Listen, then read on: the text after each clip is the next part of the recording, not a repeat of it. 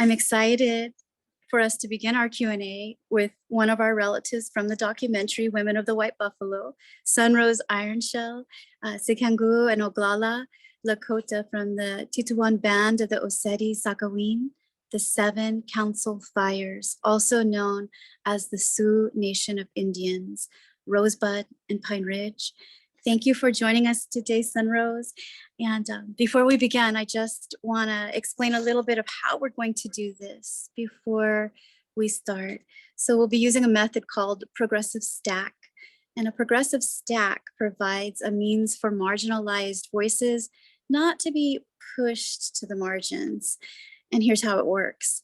So those who identify as Native, American Indian, or Indigenous, you're invited to ask your questions first. And I will give a shout out to another nation in the house that I know is here is Taino and Lakota Nation. And that relative has a bumper sticker on her car with the hummingbird that says, Taino Nation, we still exist. So I'll give a shout out there.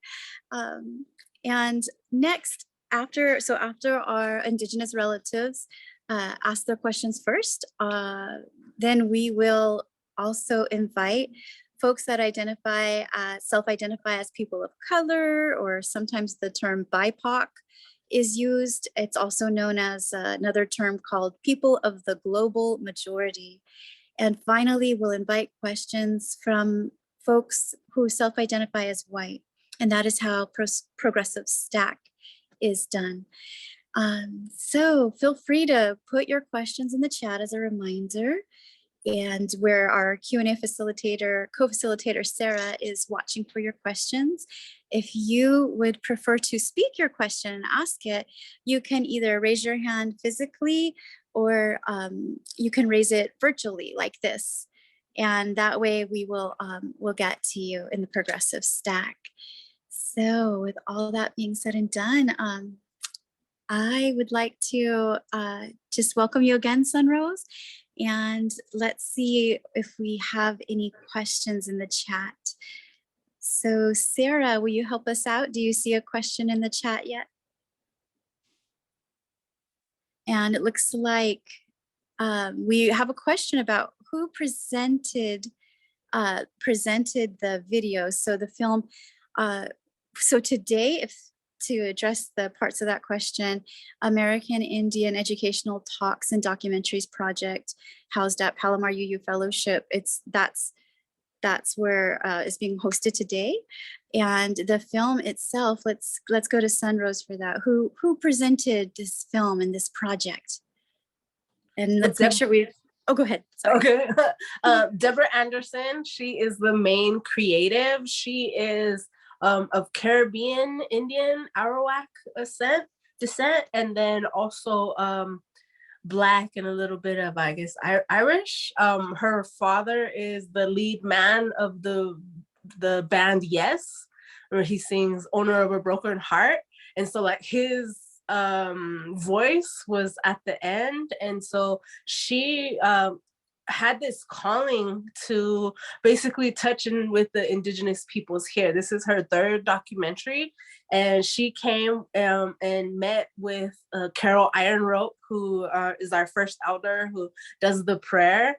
And Carol invited her to come to Pine Ridge, and basically when they connected and had that phone call, and Carol was like, "Where are you at? Why aren't you here? We've been waiting for you to tell our stories." And a lot of the times our stories get farmed by, outsiders. So Deborah actually had a really hard time coming into Lakota country and getting that respect. And even I was like, okay, who are you? And what are you going to do with this story? And you better do a good job to, make this story for the people.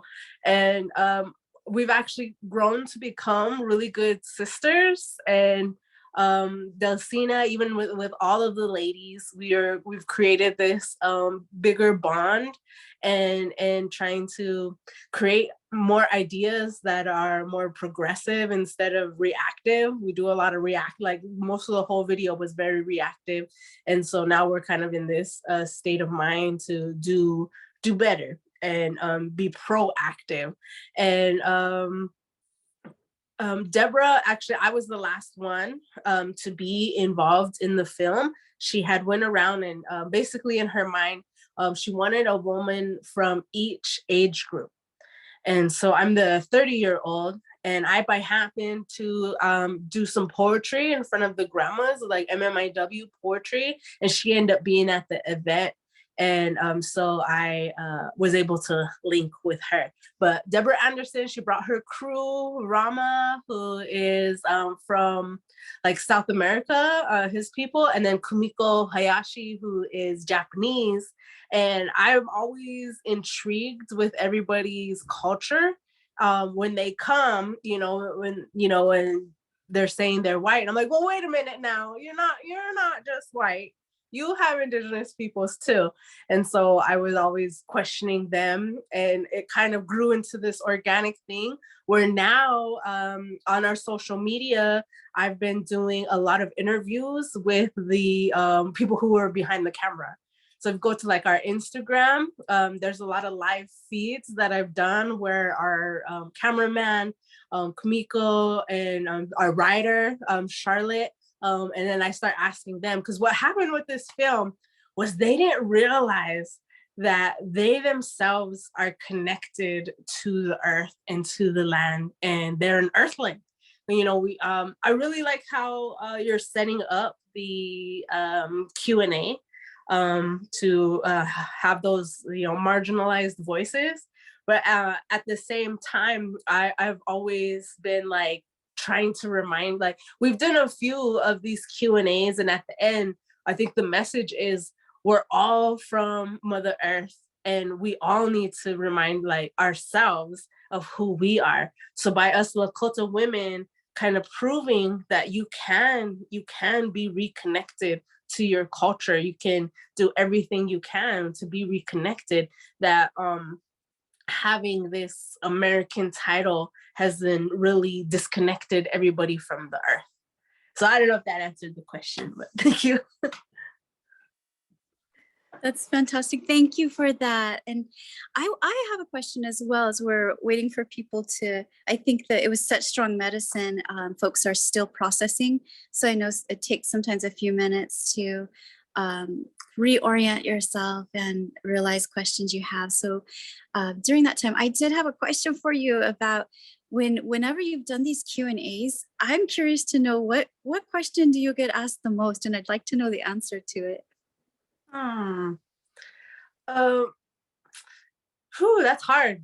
The most is my maybe not people questioning me, but the most I try to always bring it back around, because we've been getting comments of, you say white people a lot, and we're pointing out white people and this like white Americanness as the enemy. And at the end of the day, I don't want that. I don't, so Brian Deans, the man who was talking about the rat experiments, I noticed he kept saying Euro-Americans instead of white. So I got a lot of feedback about, that's racist, that I end up being the racist one. So I had to rechange my tone of talking and really, really point out who that enemy is. And it is the United States government, and then it is the church.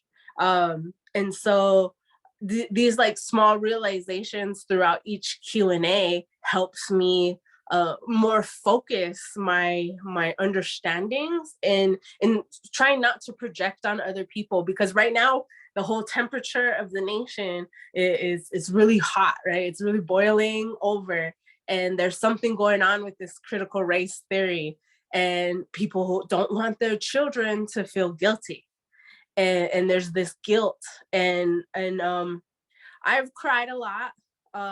There's a lot of tears. One of the most common things is at a real live in-person Q&A, I would have individuals come up to me and tell me they were sorry, shake my hand, give me a hug, and tell me that they were sorry. And then I could see within them this whole weight lifted off of their shoulders, and then they're walking away, kind of feeling scot-free. Like, okay, they said, they apologized to a Native person, now they can go live their life. It was almost like I was their therapy session. That I was all of a sudden the counselor, where you watch this film and you feel all this guilt if you are American, and then right away you don't want that guiltiness, so you apologize. But there's more steps to the apology, and I told our director Deborah, I was like, you know what, Deborah, if one more person apologizes to me without a gold brick or a land deed or some jewelry, I am going to lose my mind. Because what can I do with an apology? You know, my kids can't eat an apology.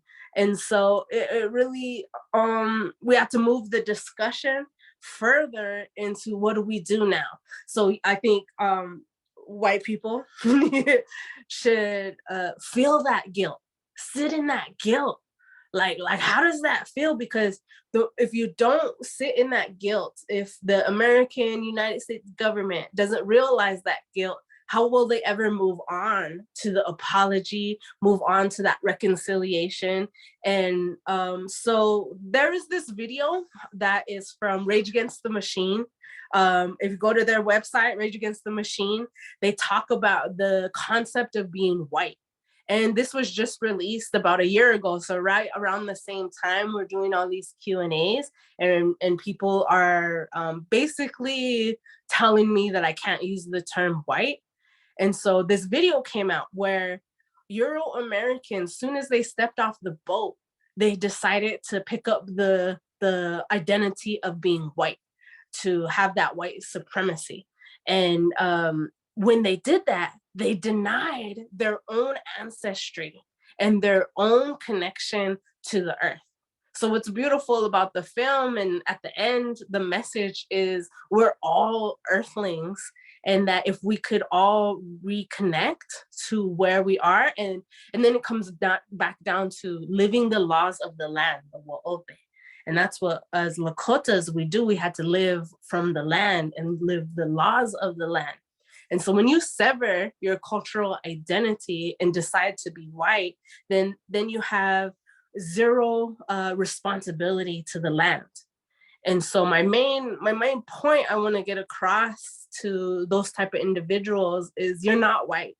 Like, you may say that and claim that, but it's a false identity that in the long run has ended up killing the world and killing the earth, the industrialization of it. And so Rage Against the Machine has this like beautiful video. It's only a 5-minute video that explains all of that. And after I watched that, I was like, wow, that makes a lot of sense. And so that really changed the way I talked to people, and saying, you know what, you're also an Indigenous person. And back in the day, your people used to have long hair, wear feathers, paint up. And so no wonder people want to be Indigenous or want to grasp on to being Lakota. And so these ways change lives. And even for any other tribes, they also come in and practice our ceremonies. And our ceremonies in the Lakota, Dakota, Nakota people are like internationally known, and are always like that first image is a Lakota person. Yeah. Thank you for everything you're sharing. I just want to share real quick. I know one Native sibling that had said, we don't need apologies. We need better action. We need deeper understanding for paving that way to better action. So thank you for going into that. And I didn't know that about Rage Against the Machine. Well, I'll see if I can find that to include in the resource links that I send in the follow-up email. And if you want to tell us the Instagram, maybe Catherine, our tech, can put it in the chat, in the Zoom chat right now. May we know the Instagram address? It's Women of the White Buffalo. It's Women of the White Yeah. Buffalo. Okay. All right. Well, thank you for that. And let me see. So Sarah, let's go back to you. Do we have any other questions in the chat? And then Catherine, if you don't mind to look at the Zoom boxes, that would be great too, to see if anyone has their hand raised. I know if I try to go from where on this device into looking at the Zoom boxes, it'll cut out into a picture instead of the live video. So I think meanwhile as well, meanwhile we're looking to see if anyone else has any questions, and don't be shy if you don't want to ask it live on, speak your question. You can always put it in chat or put it privately if you want to have your question privately to Sarah so she can let us know. I have another question for you. Meanwhile, we're letting people get reoriented. So one of the things, many things stood out to me in the film. One of them was with water justice and having water that's not contaminated. And I'm just wondering, with y'all sitting on the, you said the Oglala aquifer, what will it take for people to be able to our relatives to be able to dig wells into that clean water source? And the film told us it's one of the cleanest water sources in the world. And so what does it take for that to be shifted? What do you think? I know that since the film came out, that policies did change. So if you own your own land and it's 2.5 acres or more, so you have to own, so if you owned 1 acre, you couldn't get a well. So 2.5 acres, then you could get a well, but then it does cost $10,000. And so they kind of they're able to provide things now, but what it is that wells were getting contaminated, or people, like there was incidents where that plant, the hemlock a plant that's like poisonous to even pick, people were throwing that into other people's wells. So it really came down to more of like a security issue. And when you do have that well for clean water, of keeping it non-contaminated like that. So they shut down the process to get a well, because I suppose that was in the 80s or the 90s that was happening. And it was a lot of, I guess, sabotaging other people's lands. There's a lot of cattle ranchers that are able to come and lease the land, and then they have their wells. And I don't know, like, whether to, point fingers, like who's contaminating these wells, but then all these wells had to close up. So, 20 years later, now in 2020, they're starting that process again. And you have to have more than 2.5 acres in order to have your well. So then I've heard of families who are getting their homestead sites close to each other so that they can all share that well. So since the film, that has changed, where the illegalness of the well it's not illegal anymore. And one of the other policies that I like as well that the Rosebud tribe is doing, because most of the film is about Pine Ridge. Me and Delasina, we have ties to Rosebud, and that's just the tribe that's right next door. And we're about 2 hours away, and there's like an hour time difference too. And so I'm not sure of a lot of the Ogallala Pine Ridge policies, but I know in Rosebud, those policies have changed where you can now get a well. It's $10,000. Also, you can get a home site. So if you just go and you fill out this application, you're a tribal member, you can get 2.5 acres. But I guess the glitch and why people don't do it because of the poverty is once you get those 2.5 acres, you have 30 days to put a fence around it. And if you fail to put a fence around it, then it automatically goes back to the tribe because you didn't fence it off. And so there's home sites that people are trying to get, but there's a lot of red tape. And, I've always said, in that film, I go, who's in power making these decisions that are keeping our people in poverty? Because I tend to find a lot of this red tape in our policies.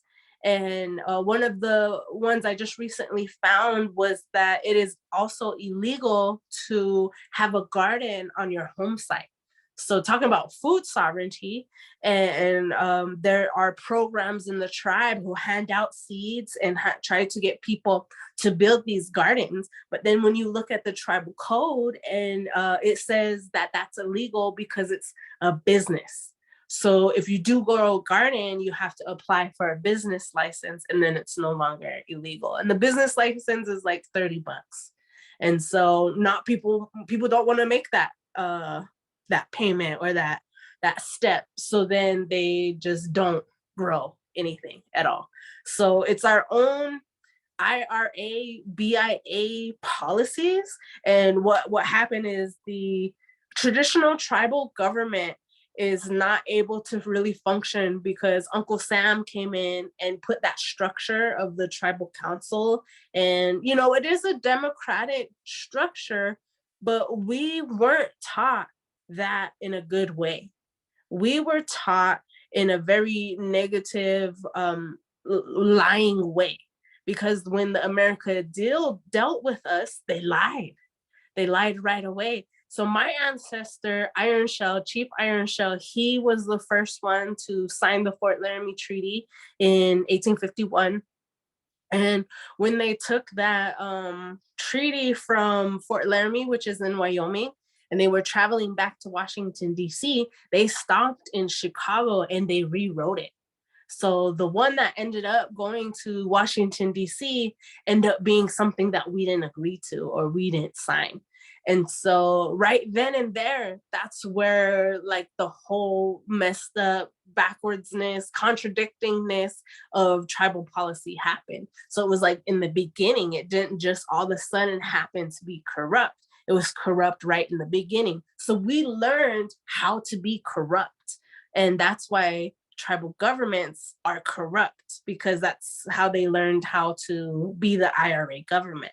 So if we can, you know, eventually step away from that, which those tribal policies were meant to just be temporary. So the BIA and the IRA and even our lands being held in trust, all of that was supposed to be temporary until we could get on our own feet.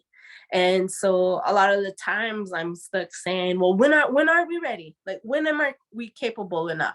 It's 2022 and the United States government is telling us we are not capable enough to have our own tribal government. And so they're still keeping us in the prisoner of war camp. When I had my high school students, when I tried to explain that to them, they got it right away. I create this line, right? There's this line that goes from Rosebud Sioux Tribe to the federal government to the Department of War. And so we're still listed to this day in 2022 as wardens of the state or wardens of the federal government and prisoner of war camp 34. So mine's 34. I think Pine Ridge is 33.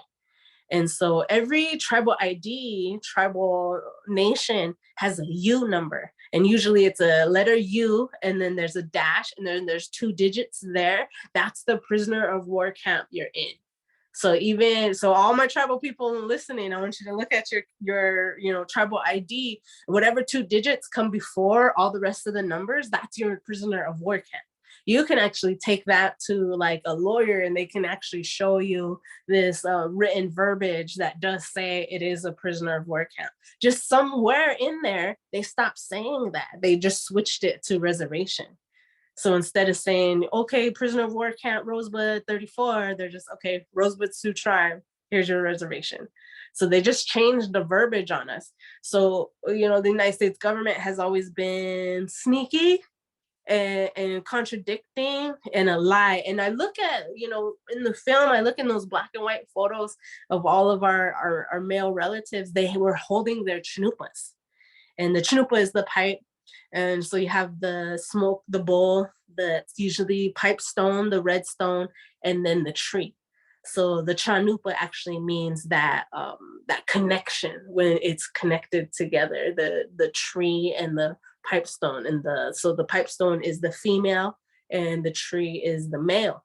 And so everything is always about fertility. So when those pieces are connected and they're standing there and they're holding their chanupas, that means they can't lie. that with this chanupa that White Buffalo Calf woman brought us, that you can't lie. And so at all those treaties, they're holding their chanupas and they're smoking with them so that there would be no lies between us. But then, you know, Colonel Harney, he, you know, basically turned around, rewrote the treaty. So when it got to Washington, it was not the actual treaty that we signed. And so then, you know, there's Article 6 in the United States Constitution that says treaties are the supreme law of the land. So I have a real big problem with my little guy being in the school system and saying the Pledge of Allegiance. And it's like, well, if everyone's pledging to be to allegiance to this government, then how come the treaty's not being upheld? Because I don't just hold a treaty by myself. It's me and the United States citizens, the everyday American. They also uphold the treaty and they have no idea that they do. Then these politicians and you know who does though is the oil companies and the extraction industries. They understand that treaty relationship, and that's why they know that United States citizens are not trying to uphold that at all, and they can just, you know, steamroll right over us. So there's a lot of red tape on why our people are in poverty. I had mentioned that, you know, they hold our land in trust. And that basically means for everybody listening is that that I can own a piece of land. I can own it. My name could be on it, but the Uncle Sam is going to hold the deed. So I might have 10 acres of land, but there's no way I can go to a bank and get a loan for a house because I don't own the deed, or I don't actually carry it. I don't have a physical deed. So that's one way. When you go to the reservation, all you see is trailer houses, because that's all we can qualify for to get a loan on a trailer house, or maybe get a loan for a car. And so there's different red tapes that keep our people from actually thriving. And so I'm always left with that question, well, when are we going to be capable? And that's like through Uncle Sam's eyes. And so it is an uphill battle, and we need allies. We need American citizens to come to that realization that treaties are the law. And so then like people get scared. They're living on our lands. They've built a whole ranch, or they've built their home sites are on it, and they're maybe 3 or 4 generation immigrant on our land, and they really don't want to uphold the treaty because they have a personal interest and thinking that if we uphold the treaty, my house is going to be taken away. But I want to let everybody know that that would not be the case. If the treaty was upheld, instead of paying taxes to Uncle Sam, you'd pay taxes to us. That would be the only thing that would change. Maybe the state of South Dakota would be the Sioux Nation. So now you live in Sioux Nation and your zip code changes. But that would be like the only change. And then the environmental change. If the treaties are upheld, then the environment has those legal rights. I really love what they're doing in New Zealand, where they're giving the river the rights of a human being. So if we could start doing that, so companies can get rid of their waste in a better ways than just dumping it in the river. And so Miriwichoni, yeah, those water wars are coming, and we need all of our allies to kind of stick together to create this plan, keep these dialogues and these conversations going. Yes.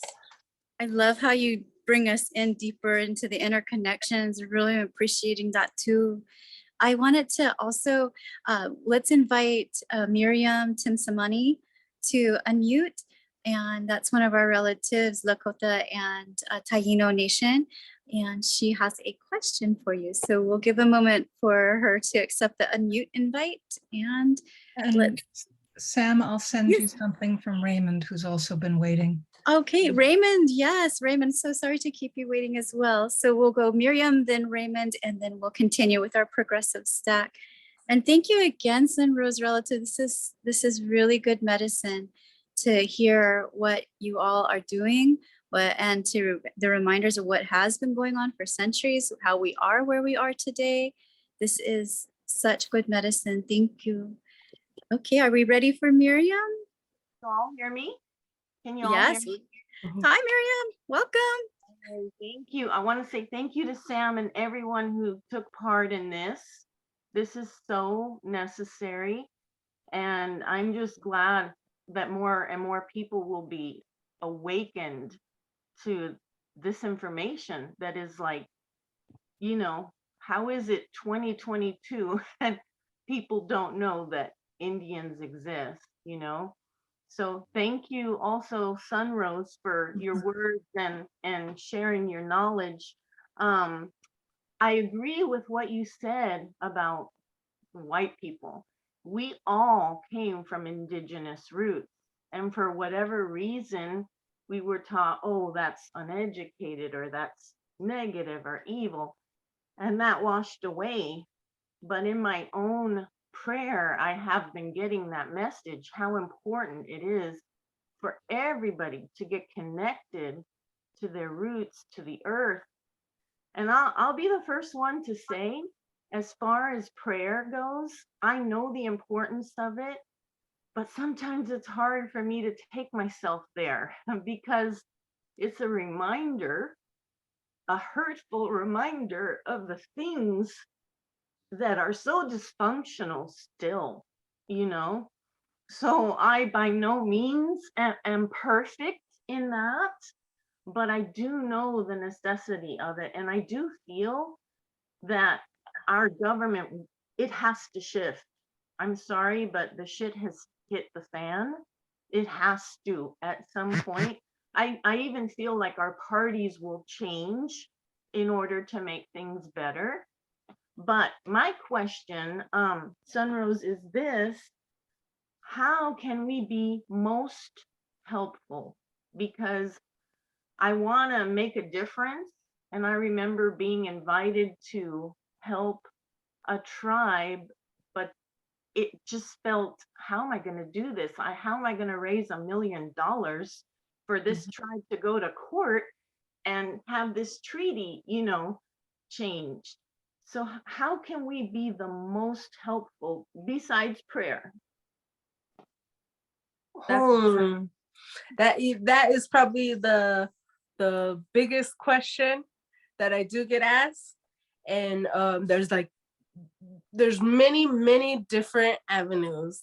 And for example, like I'll do a small example and then a big example. Because, you know, honoring that treaty, it is hard when there's so many people who are uneducated about it. They have no idea that that's their American duty, is to uphold the treaties. And it kind of goes back to the doctrine of discovery and those papal bulls that I really encourage all the Catholics to write to the Pope to rescind those papal bulls. Because what that said, the doctrine of discovery is that if you go to a new land and there's no Christians there, you have the God-given right to rape and pillage and take their resources because they are not Christians. And so that is like the number one thing that needs to be rescinded in the world, so that legally it would make all these atrocities, you know, criminal. They'd be criminal. You know, they're still persecuting Nazis that they found and for World War II. So we can still persecute those generals and those policymakers as well for doing that. But it all has to start, I believe, with that one piece of paper. That's the doctrine of discovery. And so like I wish I had all the time, you know, in the world, because I look at these churches and there's really strong congregations and they're living their lives. They're like just living their best life, kind of oblivious to all the problems of the world. And I feel like, man, if I could just visit these churches and reach out to like the Jesus part of them and say, you know what, I really need you to write to the Pope and tell him to give us our land back. recede the papal bulls and the doctrine of discovery, take that away, then make a new papal bull where you're encouraging the Catholic Church to give land back. The Catholic Church is one of the biggest holders of Indigenous land, especially on my own reservation in Rosebud. The Catholic Church, which is, you know, they're all connected to the Archdiocese. So there are areas in the Rosebud Sioux tribe that is not sovereign Rosebud Sioux tribe land. It's actually the Archdiocese land. And they even have one of our museums that holds a lot of our sacred buffalo hides that were our record keeping hides. And so you have to write the church and you have to write the father to get permission to go see your own things. And so for me personally in my own tribe, that would be an ask to like, please give us the museum, like just give the whole tribe the whole museum. And then there's the Vatican has their own museum as well. And at the Vatican, I am a museum professional. I went to school at the Institute of American Indian Arts, and I got my degree in the NAGPRO law, my bachelor's degree. And one of the statistics that they say is that 85% of all Indigenous artifacts are overseas. So that means they're at the Louvre, and that really means that they're at the Vatican. So the Vatican can do one simple thing is just give some of those items back. If they don't want to rescind the papal bulls, if they can't, you know, deny the doctrine of discovery, then they can give some of those artifacts back. Then they can also give some of the land back. So in, I believe it was 2015, the Archdiocese in Rosebud, or connected to Rosebud, they gave the tribe back 300 acres of land. And I was like, what? The church is only on like 1 acre of land. So how did they end up having the deed to over 300 acres of land? Because they still hold the deed to their little community. They have a dentist program there, and they house a dentist. So there's a whole little town, St. Francis, that is still owned by the Archdiocese. There was a situation where someone had to get a restraining order, and they were in the teacher housing, and the tribe didn't have any jurisdiction over teacher housing because teacher housing was actually on land that was owned by the Archdiocese.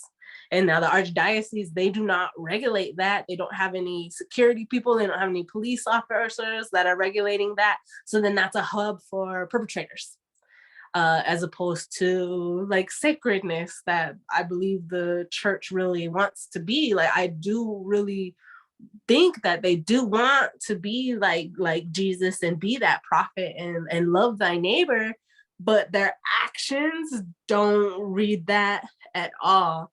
And when I was younger, I used to actually think that that was actual devil worship and like think the worst for them. But now I'm like growing up and trying to really look at like, okay, well, they're human beings. And I know some part of them had to have known that that was wrong. Like even the Pope who created the doctrine of discovery, in his heart, he had to have known that many generations from now, that guilt and that wrong would have to be undone. And the further along we go without, you know, taking the doctrine of discovery away, the further along we go with that guilt. And so that's like the big picture. So even before we even get to treaty, it's first we have to rescind the papal bulls and the doctrine of discovery, and then we can look at the treaty. And then with also that treaty law, all the treaties have to be read in favor of the Indian, in favor of that tribe. So if like an oil company was coming after us and then the Supreme Court was there, the Supreme Court has to rule in favor of tribes. That's one of the legal sentences that's in those discussions of the treaty. So that's like the big picture.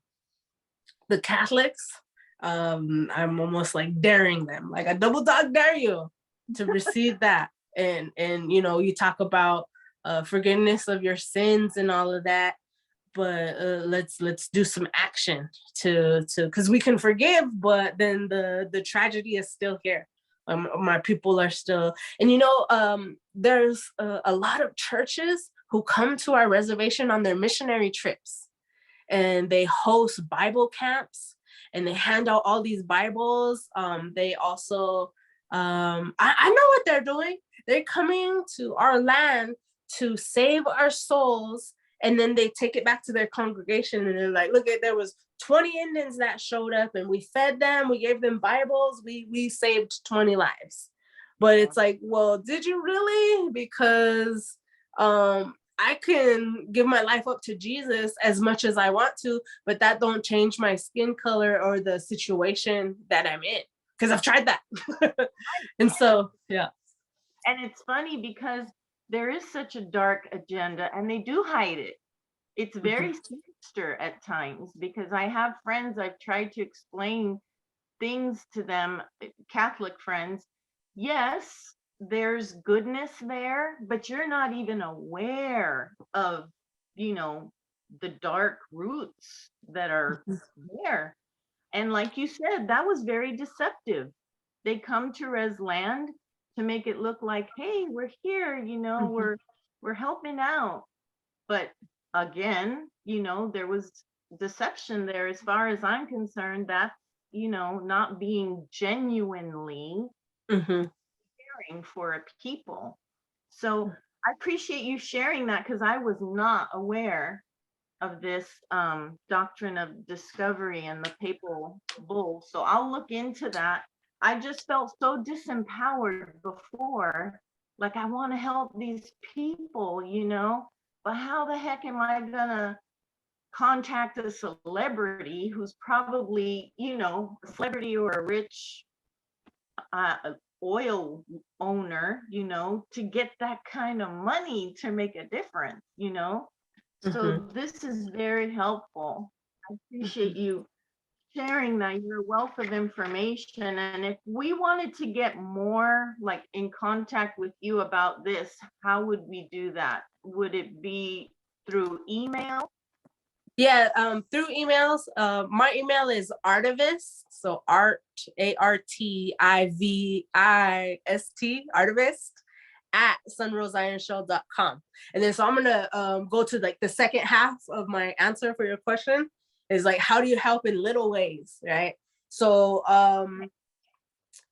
help Indigenous artists, Indigenous fashion designers. Anytime you see an Indigenous person selling something, buy it. Buy their stuff. There's so many appropriation going on. Like dream catchers are everywhere, but how often do people actually buy a dream catcher from a real Indian? Not at all, because I go to the stores and I see those dream catchers, I'll flip them over, it says made in China. I go, oh, look, I have a cousin in China making dream catchers.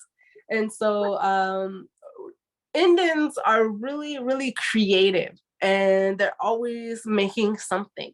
There's no word for art in our languages, and in a lot of other native languages, not just the Sioux language, but in other native languages, there's no word for art, because everybody was an artist. Everybody was always resourceful. And so supporting native artists, supporting native films, watching them, giving them a review. There's a lot of native films on Amazon. And then there's the new films coming out, new series. There's Reservation Dogs. That was on Hulu and FX. And then there's Rutherford Falls. It's a really cool time to be alive right now. And every time those shows come on, I get all teared up, because when I was a little girl, we didn't have those really good representations in Hollywood and in the film industry. And now we have the movie Prey, which was the Predator series that just came out, where it's an Indigenous woman who actually ends up killing the predator. Oh, spoiler alert. Yeah. And so those were really powerful. So now my little girls, they have all these Indigenous icons to look up to. So yeah, just supporting any Indigenous content. And I, every Wednesday on our social media, Women of the White Buffalo on Facebook, I do a live I go on the social media live and I do a 10-minute native news, which actually ends up being like 20 minutes. But I'm basically talking about all of the Indigenous news that pops up in my world. Because when the film first came out, people were kind of like shocked that Indians still existed. And I was like, well, yeah, there's Indian news that happens all the time. So as a response from our audience is like, what are the Indians doing? I never hear about them. They're never in the news. So we created that little native show Spotlight where I do a lot of uplifting things. So I have been talking about recent events like the boarding schools. If you see a lot of orange, like orange is the new color these past 2 years because of the boarding schools, people are finding unmarked graves. So in Canada, there was 215 unmarked graves in a boarding school that was run by the Catholic Church. And so everybody's turning and looking at all these Catholic churches and doing radar and finding unmarked graves. So the evidence is there that they did not treat my people well. And so it goes back to asking the Pope, okay, there's this big ask that we need from the Pope. The Pope needs to do something. And it's not just going to take the voices of the Indigenous people to put that pressure on him. It's going to take his own Catholic Church people to put those pressures on him. Yeah, so that's big ways to support. No, I appreciate that. I'm gonna be looking into that, and I want to give someone else a chance to talk. I just have to say I'm not techie either. So when Sam said write your tribe and I couldn't find chat, I had to put it by my name just because I didn't realize the chat wasn't turned on. So thank you so much, SunRose, for all this, and we will stay in touch. Yes. Thanks again, Miriam. I'm so glad you're here. And SunRose, I'm going to ask Catherine if we can get in chat the Artivist, and what was the other part of it? Art for staying in touch with you. Artivist, ARTIVIST. At sunroseironshell.com. Okay. So Catherine, if you don't mind to put that in chat, and then on the email, I'll make sure to get that in there along with the Facebook. And let's see, Sarah, could you read Raymond's question from chat? Glad you're here too, Raymond. Scrolling. Okay, well, as we're scrolling, I wanted just to share a quick story as well. So when we talk about the indigeneity of our artists, I just want to give a shout out and share a quick little story. So I don't know if you see what's above my head. So back in the 70s, to date myself, maybe even before the 70s, but I remember in my childhood, there were these canvas images, and then you get these paints in a metal tube and you paint them. And my grandmother and my mother loved these things. So I was always surrounded with these canvas images, and they would paint them. So I don't know who actually drew the image or sold the canvas with the image on it.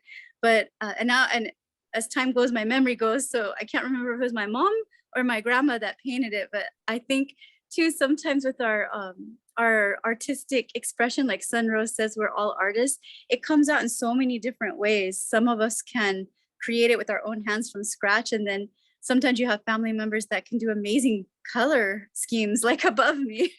I don't have that gift. It didn't get passed down. So I really admire artists like you, SunRose. All right. How are we doing, Sarah? Do we have Raymond's question? With help, I found it. Raymond asked, how do we reconnect to our roots if our roots have been cut or erased? Sadly, I am an elder with no access to question my elders who have passed. Thank you for that beautiful question, Raymond. We have this ceremony called calling back the spirit. And what we do is we will take a person who's like been in a traumatic event, or even if they're just feeling lost, and you could do this yourself. Everybody can do this too as well, is going and finding a place in nature and taking your shoes off and really having that connection, that skin that skin to earth, dirt connection, that will reground you and kind of open up your mind and heart and body to channel those things. I've also, felt that too, of, maybe there's no elders around, and who do we ask? But I believe in the spirit of our ancestors coming to communicate with you. So sometimes you can go be in a place, and it's almost like our humblecha, which is our vision quest. But would be like the big ask, is to go and have your own vision quest. But the calling back of the spirit is being able, drinking water. So because water is our first medicine, going out to the land, taking your shoes off, sitting with the earth, standing on the earth, and then calling your name back. Your full name. It could be your spiritual name, but it's really whatever name that you are most well known by.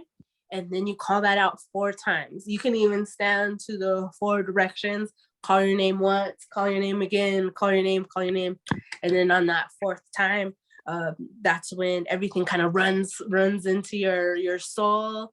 And how I was told is like, if your spirit's out there lost, and you haven't called it back, it kind of comes rushing back to you, and it understands that you need it. And then with your spirit coming back and your feet touching the earth, it kind of creates a lightning bolt connection. Lightning bolt. So like the wakias and the lightning bolt, they're always really valued in our culture. And then scientifically, it's been scientifically proven that this grounding process is something that human beings need to do. And because we're always on concrete, that connection, it goes further and further away. So even like every week, like I myself try not to have like 7 days or 4 days of me not touching the earth. And sometimes in the wintertime, especially in the wintertime that happens, but just keeping that feet to ground connection, even like spending, it's like a power up. You can power up. And then in those times, your ancestors, they're going to show you different ways. So the more you try to be open to their connection, the more and more they'll come in different ways. It might be a bird. It might be some really pretty bird comes and visit you. It might be like a squirrel that pops out, but there's some kind of acknowledgement that happens, and then they let you know that you're on the right path. And I have custody of my nephew, and my nephew, his mom was way away from the homeland. She was in Phoenix, Arizona, and she's in recovery now. But at the time of her pregnancy, she wasn't. So we don't know who his father is. We just have a last name to go by, and he's not on the birth certificate or anything like that. So he has his Lakota culture, and he's grounded in that. But then there's this whole half of him that's missing. So we have no idea how to reach out or anything, because I want to honor every aspect of him. And so I am going to get a DNA test, one of the ancestry tests. So even though we don't have a personal human being connection to ask questions about his ancestry, we have that DNA test that would then pop up. Maybe it's Vikings, or maybe he's Irish. I don't know. He's really like, and so then I will be able to be like, yep, these are your ancestors. And then he'll feel whole again. So I know those cost money. I think the last time I seen it, there was like a special that was like $50 for an ancestry DNA test.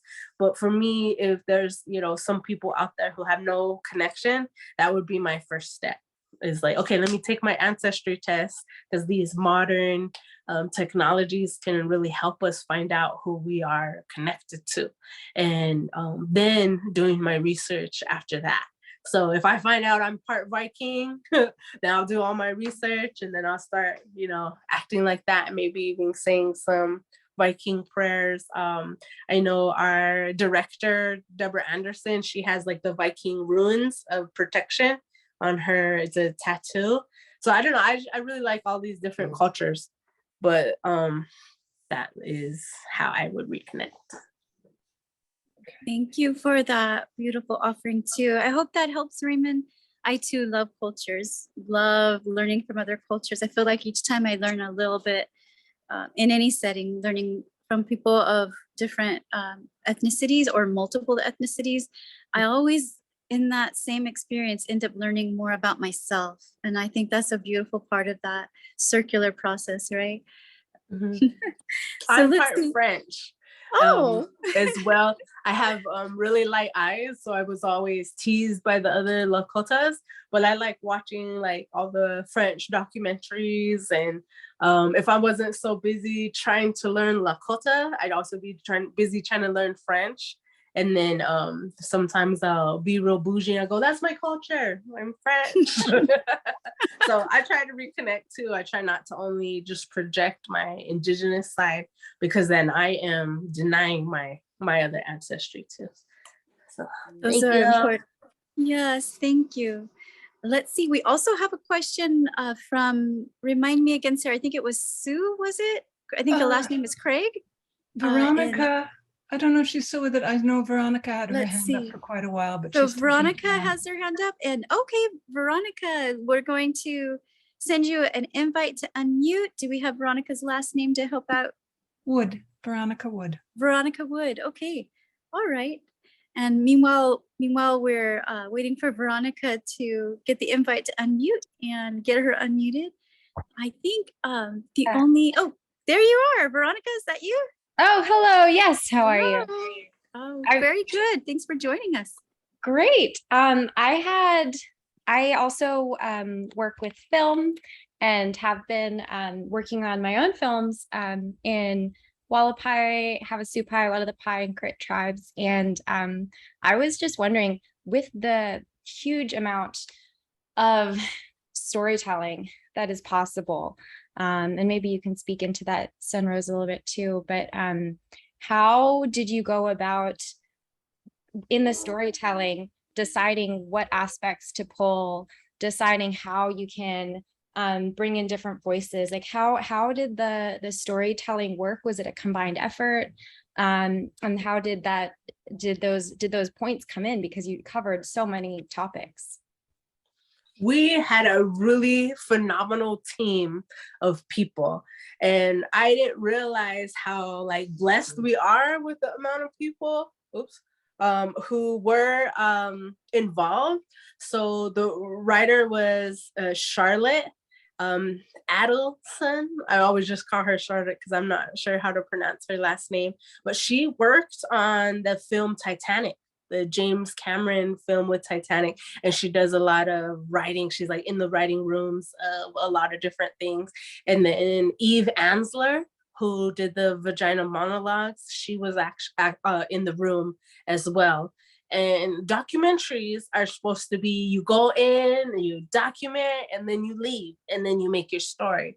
But what Deborah did, and what we kind of really pressured her on, is like, you can't just tell our story. We have to be a part of it in every aspect. And so we break the mold with the way things are authentically done, or let's say originally classically done. I don't know how to say it, but that's something you don't do in documentaries. You don't go back to that community and ask them, about it. So Deborah, she came back, she had a first edit, and then she actually came back to South Dakota and she showed all of us women. And so we were able to be like, okay, no, you can't show that. I don't like this part. And what about this? And this one's really triggering, because she paid attention to how we watched it. And when we cried, or when we had to like some smudge, because every time some situations come, we like some smudge, because those are heavy hearted. The way we believe is that, like, if somebody kind of divulges all this crazy information, it pops up on you physically. We have tendencies to carry that trauma, and so we have to light smudge. So she was really aware of all of those aspects. There was a lot more triggering things in that first run, and that she took out. And then I remember the second part where she had a lot of herself in and she narrated. And then we were kind of like, well, no, you can't do that either, because then that turns into farming the stories. Now it's about you and it's not about us. So we took her out of the film, or she took herself out of the film. She listened to us. She's still in the film every now and then. Like she's there's the back of her. And then there's one shot of her face. And now that I'm so close with her at the end, I kind of wish she was in the film more. But at the time we were like, no, you can't be in that, because it's about you and it's not about you, it's about us. And so that's why I think this film ended up being so good, is because 3 times she came back with 3 edits, and we were able to be like, okay, yes, no, you spelled my name wrong, this and that. So, and that's really something that documentary filmmakers don't do.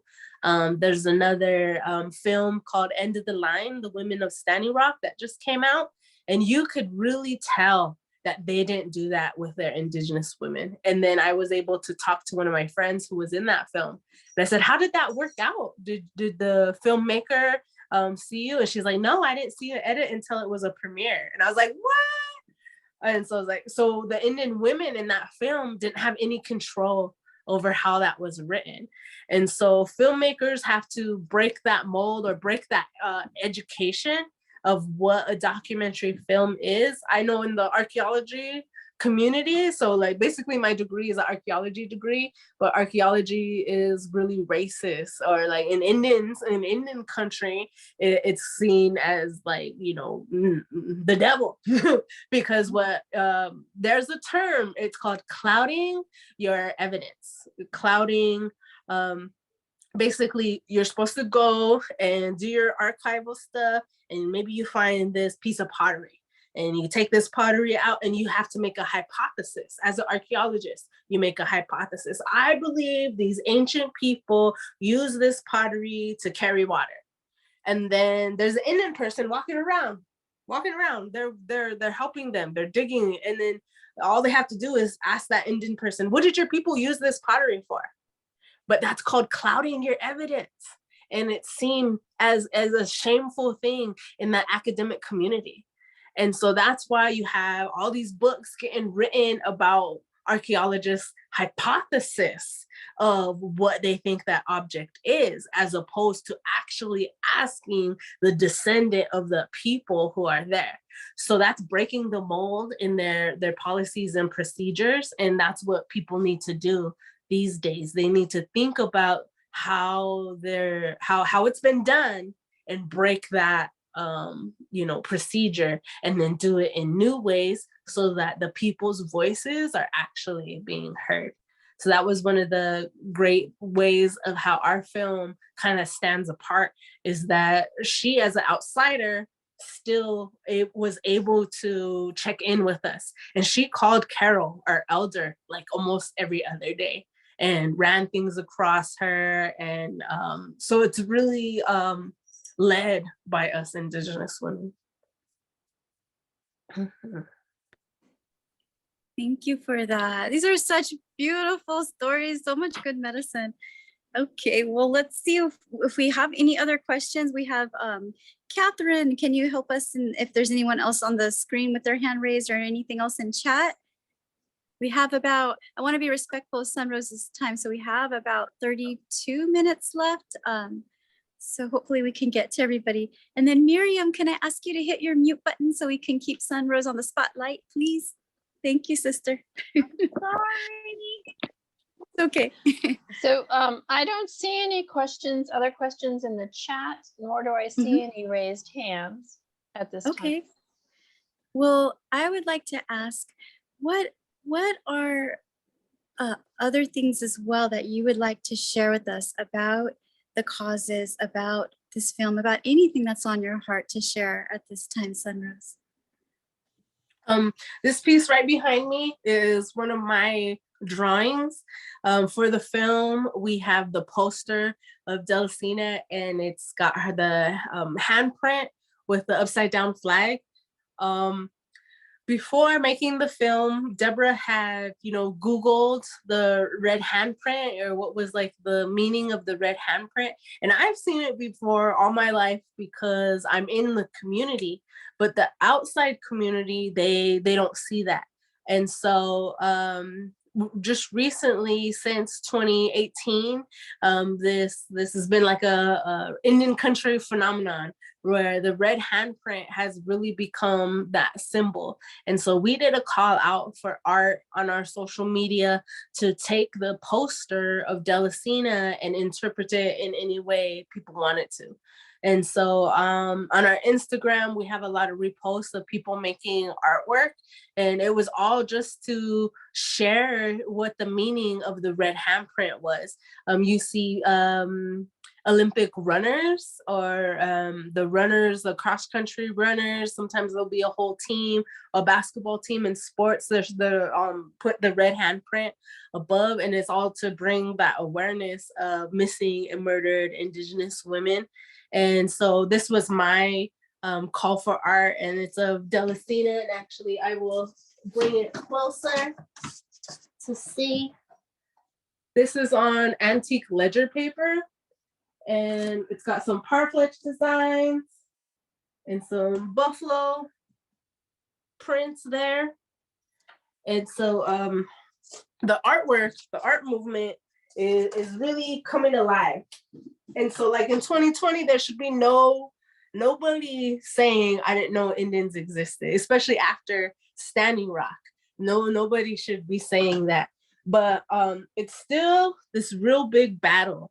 So I would say, like, wherever you're passionate, like I'm also really passionate about fashion. And people don't think that that's like an activism place to be in fashion. But actually for Indigenous peoples, it is, because that was one of the first things they took away from us, our self-identity into clothing ourselves. And so now I want to be a fashion designer, and I want to try to have some collections. In 2012, I did a fashion line and I had some fashion shows. I won an honorable mention ribbon in Santa Fe Indian Art Market. And I've met a lot of people in the fashion scene, and there's a long ways to go with that, and cultural appropriation. And being a photographer, Deborah Anderson, our film director, she's been making waves too in the art scene and Leica gallery. So Leica is the camera that she used to take all the portraits. And she's been highlighted as the first Indigenous woman to have a show, or to have a solo show. And so there's like all these boundaries that we're still getting, we're just breaking those glass ceilings. And so it's really exciting to be alive, but then there's like this really big hill, a really big hill that we have to climb still. And so it's really important that people talk about us in being like the at-home dinner conversations. I live in Sioux City, Iowa, and there's 80,000 Native American people here, and there's no Indian center. And there's no Indian center in the state of Iowa. And so another way to help too is look into your own community. Well, where's your community? And you guys were doing that. You guys were doing the land acknowledgement. Well, let's take that a step further. Let's meet some people from those nations and let's bring them on board. Like, I think there should be an Indian person on the city council. Like, there should be like a seat, you know, your name is Sioux City and there's no Sioux in that building. There's no Indian people who work in that building. So, you know, in the BIPOC conversation, they always say, you know, having a seat at the table, which is valid. But in those conversations, Indian people are still being left behind. And I see it like in the schools. I have to unlearn my students. I kind of am excited for the critical race theory stuff, because in my mind, it's like, oh, cool. I don't have to unlearn my kid about Santa and unlearn him about all these other different holidays that are so important to him because he's just a little guy. And so we switch Christmas into the winter solstice. And now, you know, he's so into it. He'll get on me if we miss a solstice. Oh, we forgot to pray. We forgot to put food out. And so it's really cool. So like implementing these new, re-indigenizing our kids help us be accountable. Because now I have to do this winter solstice, summer solstice, all the solstices. And I love it because now he's causing me to be more indigenous. So creating spaces for those little indigenous people to thrive, and him having long hair.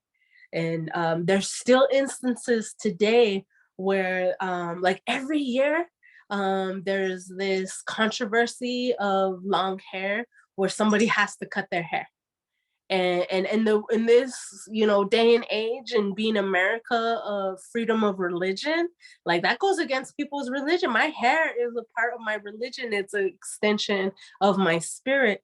And so I'm always really scared for him to go to school and then be teased about having long hair. And I'm even scared that somebody's gonna come behind him and like trying to cut it. And these are just my fears from hearing stories that pop up every year, especially around graduation time in May. So in graduation, we like to give our students an eagle feather, and they're earning that eagle feather, and we tie it on to their tassel. And there's been some, you know, academic institutions that do not let natives walk across that stage with their eagle feather. And every year I have to hear about it. So it's like, I wish that would stop. Like if we could just make it a worldwide policy that like there's other bigger issues than hair, and that's people's ignorance, and then also they're trying to project and assimilate us still by having to cut our hair. And then when Indians go ahead and bend the knee and cut their hair. So just recently there was a man who was like in his late 30s, like 38, and he got into this pilot program, and he couldn't become a pilot and work on their airlines until he cut his hair. So he ceremoniously, publicly cut his hair so he could get that job. And it's like, oh man, it's a step backwards, because then that airline company is reiterating that assimilation and giving everybody else the power to do that to natives and to Black people. I've seen Black people have their long hair, maybe that's all braided up and in the dreads. And for there was a wrestling situation. This young man was a wrestler, and the coach wouldn't let him go and participate in the tournament. And so they cut his hair right then and there, right in front of everybody. And then he put his stuff on, and then he went out there and fought.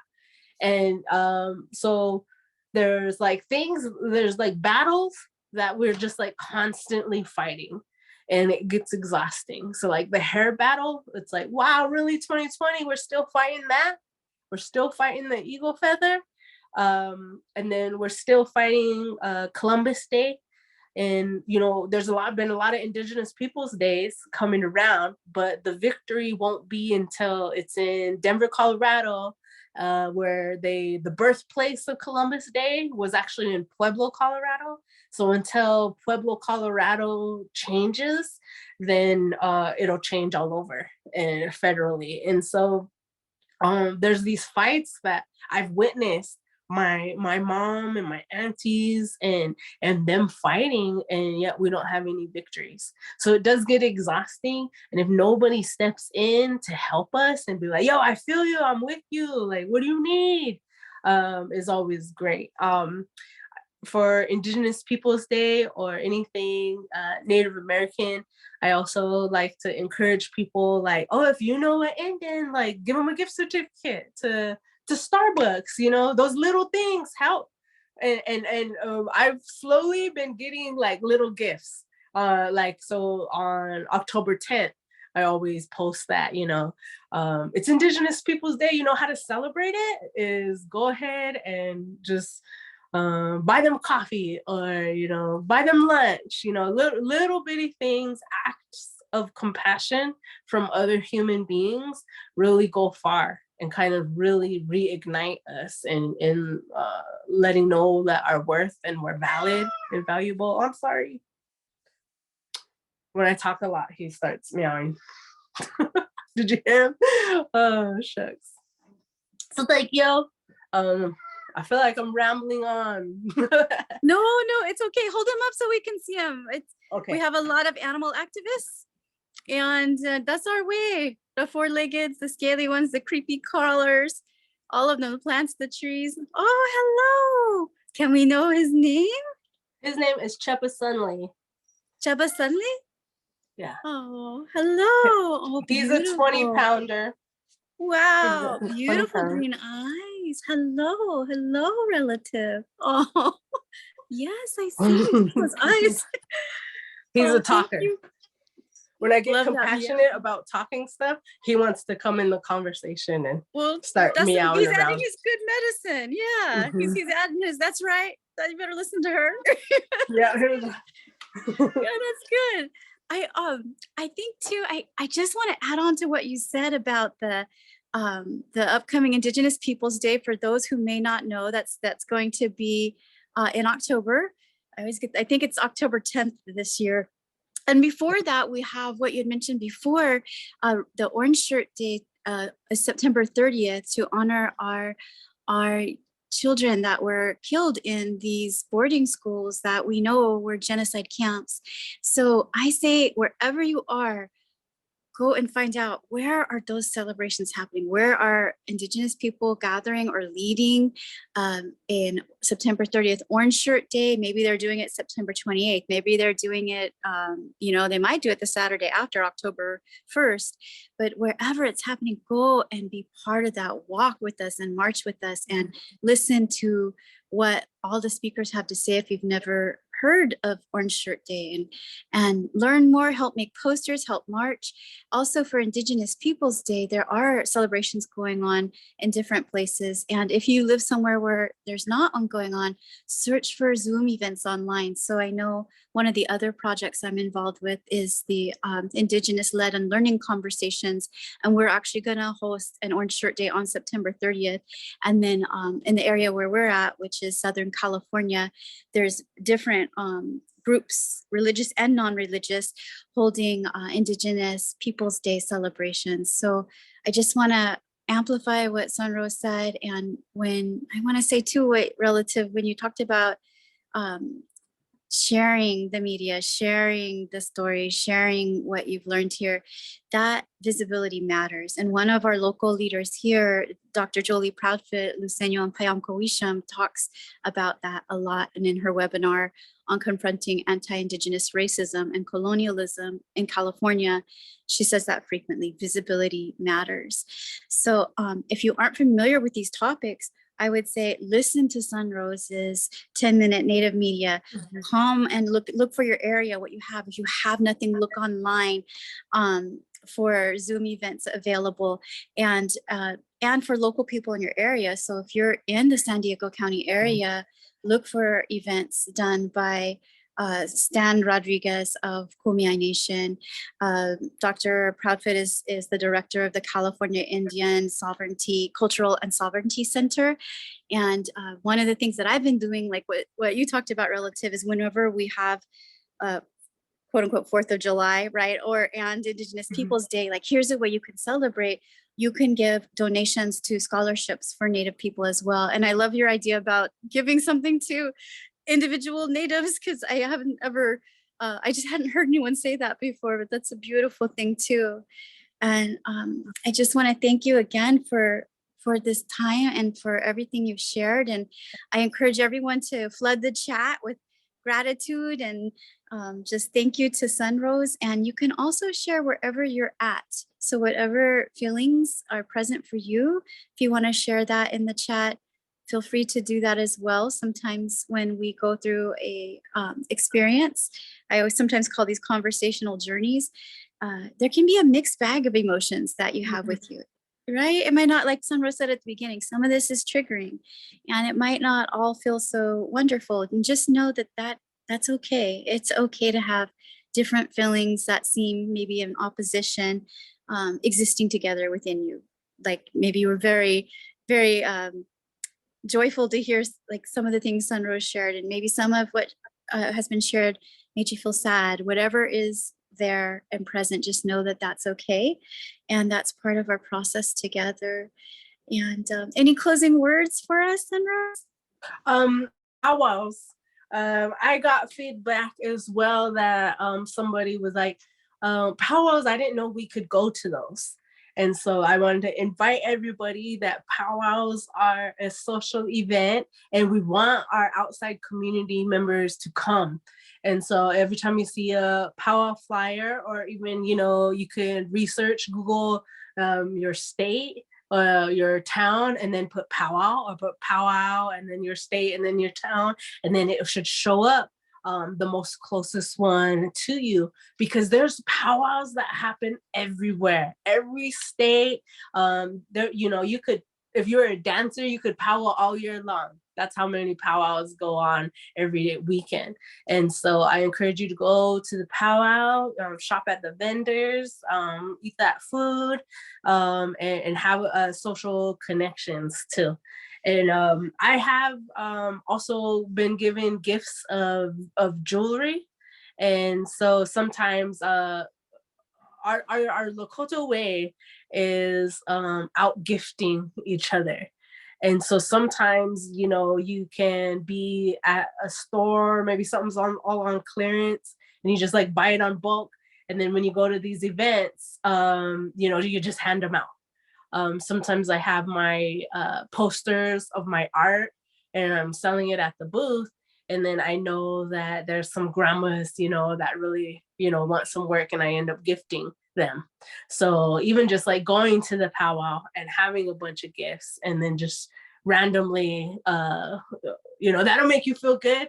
And then Indian people will be like, wow, that's cool. And then they'll feel that allyship as well. And I really believe in, instead of having the big helps or the big asks, you know, because it is hard, because not all of us have, you know, these acres of land to give back, or have this financial gain to give back. So like giving back to that individual and making that individual feel good just for that day, that matters because of our suicidal tendencies.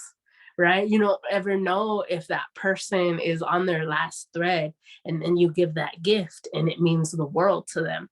And so I'm really all about that individual gift. And so that's why I do artwork as well. Like my degrees in museum studies, I really tried hard to get a job in that field, but being a female, a younger person, and then a person of color doesn't get me far in that field. So I'm very grateful to be an artist.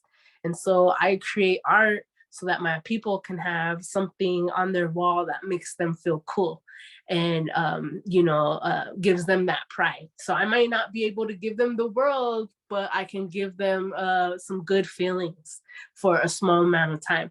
And so that's my little waves of change.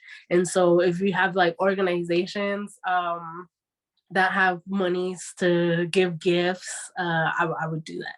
And then like if you hear about your next upcoming event that's Indigenous people are going to show up to, then maybe you volunteer and you say, okay, well, I'll bring this or I'll bring that, and you give a gift out of your nonprofit or anything like that. So just making that individual Indian person seem, you know, human, because a lot of these things tend to dehumanize us and to desensitize people to our presence. So valuing that individual Indian's presence is very, like, even if you see Indians coming into the room and, you know, actually saying hi to them and, you know, come sit down and making them feel welcome in these spaces as well, is always little ways to help. And it's all in the details. Yes. I love that. I also would like to humbly add on too, if you're volunteering and it's like a march or anything, you could bring paints, posters, and gift, and not only your volunteer work, but gift that paint and poster so folks can paint, and you can help paint And yeah, I love that. And also some of the communities have tribal earth days. I've noticed, like out here we have a tribal earth day and it's open to the community, and some of the ceremonies are open too. You just have to ask and see, like some of the bear dances are open to everyone out here. So just some things to look for. SunRose mentioned powwows. I added on Intertribal Earth Day, ceremonies. You want to ask, of course, if the ceremony is open to everyone, so you could come respectfully. And I love the idea of, thank you for sharing your cultural way of bringing those gifts. And I think it's very sacred and very, like, it's a gift from the heart when you made it with your own two hands, your art, and you give it to somebody, and it's affirming culture and they know it came from you. So those are beautiful things as well. And also, Deborah's having a photographic show in LA. Oh, and, can we get the info to put in chat and I can send out to email? Okay. Yes, that'll be in November. And she's working on bringing me and a few of the other women out as well. So that'd be a chance to meet us and conversate again, and maybe possibly buy one of her prints as well.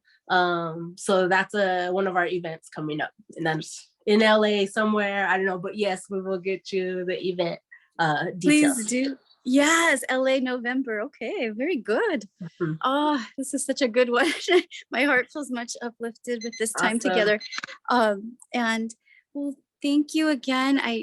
Gosh, words just fail me. This was just so moving and so uplifting, and just so much what I needed for this week. So thank you for that. And we'll put people in touch. I'll send a follow-up email so with the links so folks can extend and reach out to you for if they want to do film screening as well, to bring the film screening to their community or their group, and staying in touch with the media news you do as well on your Instagram. Thank you, SunRose. And do we want to, Catherine, can you unmute everybody? And this is going to be loud and not actually organized, but we could at least say thank you and goodbye, and just don't worry if the audio is not so good. We'll say thank you and come on off mute, everyone. Let's see if we can get everyone unmuted. We'll go ahead and do that. Okay. Thank you so much. Oh my gosh, it was just so beautiful. Thank you. Powerful and amazing. Thank you. Love it. So Thank wonderful. you. You made a difference. Thank you. And we'll pass it on and it'll get better. You were very uplifting. I appreciate it. Thank you. That means a lot. All right, everyone. Go ahead. Anyone else want to say? Go ahead. If you want to, feel free to say thank you. We'll say our goodbyes as well. We don't have any closing music, so I just figured we'd come off mute. Even Thank though you it's so not. much. Raymond! Raymond, good to see you. Thank you for being here. Thank you so much. Thank you all. Have a blessed day. Drink some water. Smudge off. Go outside. Water is medicine. All love.